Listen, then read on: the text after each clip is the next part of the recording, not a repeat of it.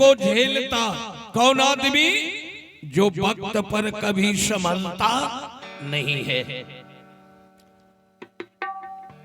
आगे बढ़िए, तीसरे प्रश्न के पास कलयुग ले जा रहे हैं धर्मराज जी को, और वहां दिखाते हैं विशाल हाथी निकल गया है, संकीर्ण रास्ते से पूंछ अटकी हुई है। धर्मराज जी जवाब देते हैं, तुम जब राजा बनोगे कलयुग, और सूद पर पैसा उठाने वाला वो सूद देते देते मर जाएगा और उसका मूर धरले रह जाएगा। इतना बेईमान आदमी जन्म लेगा कलयुग में। हाथी निकल जाएगा, अब पूछ उसकी अटकी रहेगी। कहा चलो आगे बढ़ो। आगे जब ले गए तो ये अंतिम प्रश्न है। लाखों मन वजन का चट्टान एक पतली धागे में टंगा हुआ है, उसमें कंपन हो रहा है। युधिष्ठिर महाराज की दृष्टि पड़ी, रोने लगे युधिष्ठिर जी। कहा कलयुग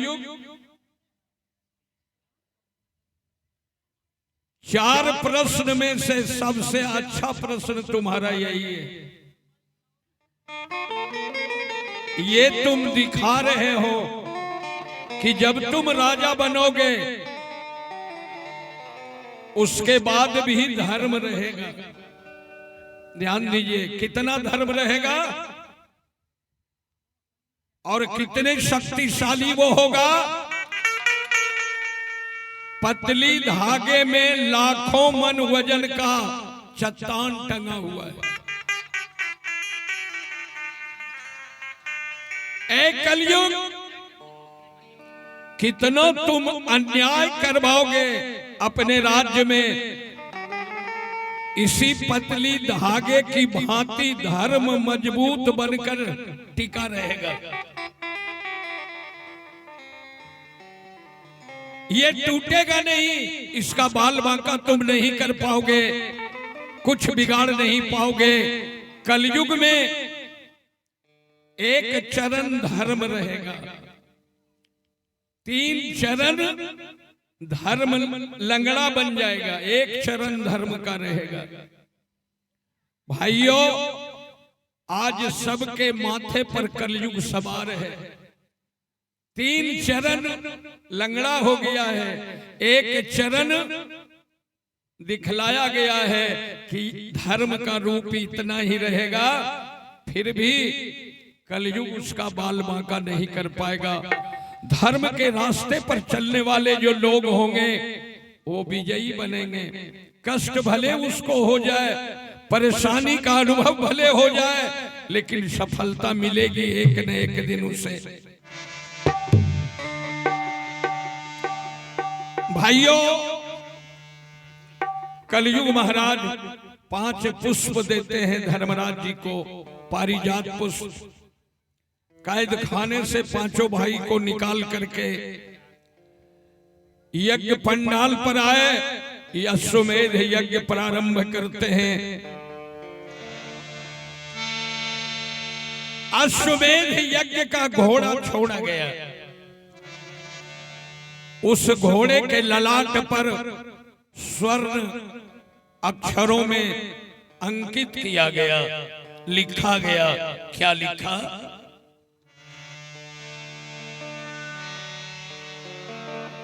जिसको घमंड होवे रोके यह अश्वाकर,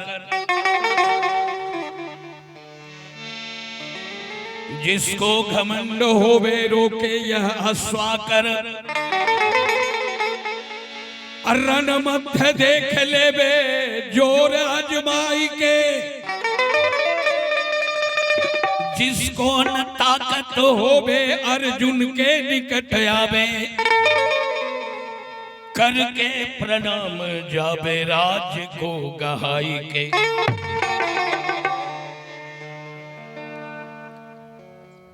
पीछे पड़ गए हैं क्या? सुन रहे हैं ना कथा को? ठीक ठीक। जिसको घमंड होवे,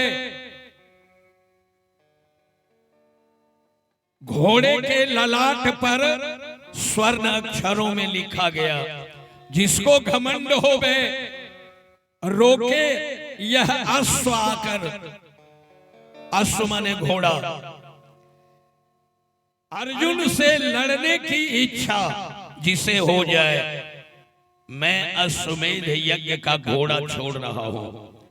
यदि माई के छाती में मुंह लगाकर किसी ने दूध पिया है तो इस घोड़े को पकड़ लेना, उसका अर्थ होगा कि अर्जुन के साथ तुम्हें युद्ध करना होगा।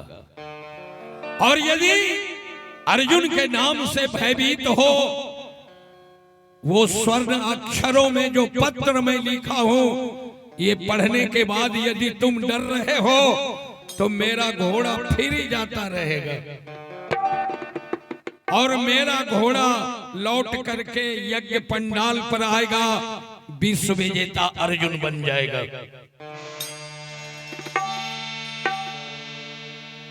जिसको घमंड होवे रोके अश्वाय के, रन मध्य देख लेवे जोर अजमाई के, जिसको न ताकत होवे अर्जुन के निकट आवे, करके प्रणाम जावे राज्य को गहाई के।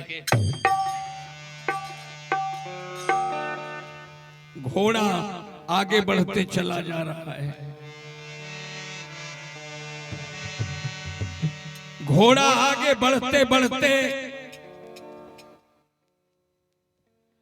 भाई जी मेरे, घोड़ा वहां प्रवेश करता है, उस नगरी में प्रवेश करता है जिस नगरी का दो बच्चा घास का धनुष बाण बना के रास्ते के बगल में खेल रहा था।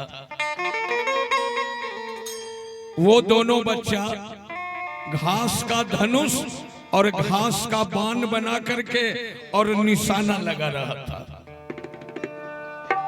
उस नगरी को पार करते हुए घोड़ा आगे बढ़ रहा था। परिणाम हुआ एक बच्चे की दृष्टि पड़ जाती है। कहा ए भाई, कहा बोलना, कहा देख एक घोड़ा जा रहा है और घोड़े के ललाट पर कुछ लिखा है। दौड़ करके एक बच्चा जाकर के पढ़ता है, जिसको घमंड होवे रोके यह अश्वाकर, रणमंथ देख लेवे जोर अजमाई के, जिसको न ताकत होवे अर्जुन के निकट आवे, करके प्रणाम जावे राज्य को गहाई के। ए पकड़ो इस घोड़े को। कहीं घोड़ा इस नगरी को लांघता हुआ आगे बढ़ गया तो मेरे पिताजी का राज्य अर्जुन का हो जाएगा। ये अर्जुन का घोड़ा है, पकड़ लो इसे।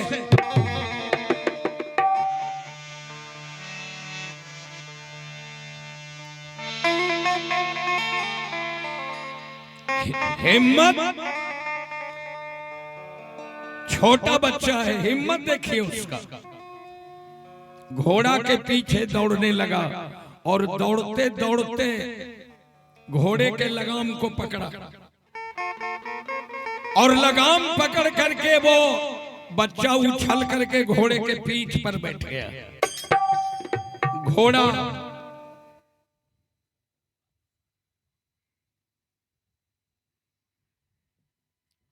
ये है धीरेन्द्र विश्वास, ये दारोगा साहब हैं और उन दारोगा साहब जी की तरफ से 100 रुपया प्रेम निछावर आया है। भगवान की पवित्र कथा में भगवान ब्रह्म बाल बच्चे को खुशहाल बनाए रखें और परमात्मा अच्छे कर्म करने के लिए प्रेरित करते रहें, लोगों पर दया दृष्टि करें। मेरे तरफ से ये बगीचा हरा भरा रहे। धन्यवाद।